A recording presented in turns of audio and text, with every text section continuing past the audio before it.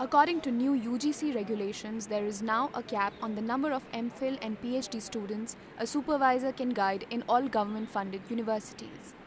It will impact students planning for higher studies in India, especially those from weaker sections. Importance has also shifted from written exams to Viva Voice, as the written will only be a qualifier.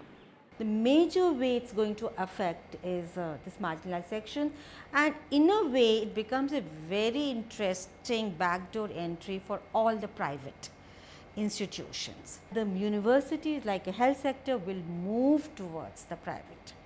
You buy in, it's like a buying and taking your knowledge production. Now it has got more multiplied, the right wing and the privatization, and the assault is coming in a big way on us, and definitely government wants to wash away its hand from the funding for research fund.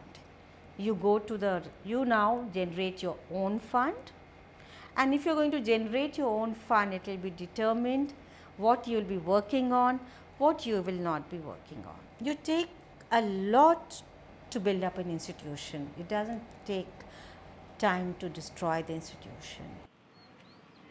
Teachers in Delhi's prestigious JNU have warned that their university, which is research oriented, will suffer the most. The new regulations could make lecturers redundant.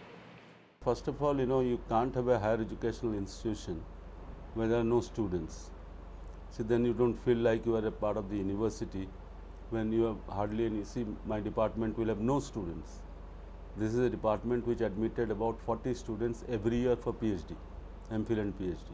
So from 40 we go down to 0, and for next maybe 2 years or so I will be getting my salary without teaching. And secondly, in a country where there is still, the share of the students going to higher education is still very low compared to many other emerging economies, to restrict students' access to a good university where the teachers are not complaining, and the teachers could have been given more time to rationalize things. Instead of that, at one stroke you stop admissions and you make us sit idle here, and also stop the opportunities for many students from all parts of the country to come and study here. While teachers across the country have described the UGC's move as arbitrary and not in the best interest of the nation, many students are concerned about their higher studies and where to go from here.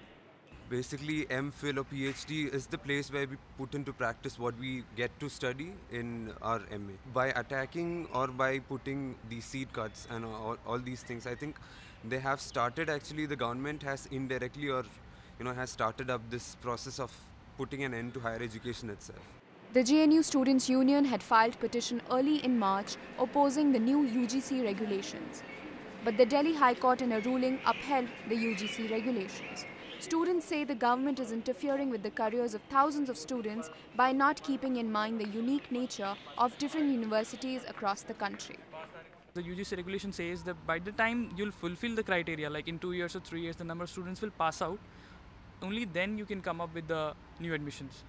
So in that case, the students who are pursuing their MA from here have got no option to pursue their MPhil or PhD, or at least for 3, 4, 5 years there will be no admissions in researches. And if the research of JNU dies, everything on JNU, research is the soul of JNU. We stop taking admissions in research field. How is the BA and MA going to take up this university? Because this is a research-driven university as a whole. With the Delhi High Court rejecting students' petition against University Grants Commission new regulations, both students and teachers are doubtful of the future. Both the factions believe that there is a much larger hidden agenda than what meets the eye. This is Zeba Khan with Devanshi Verma and camera person Gaurav for WION.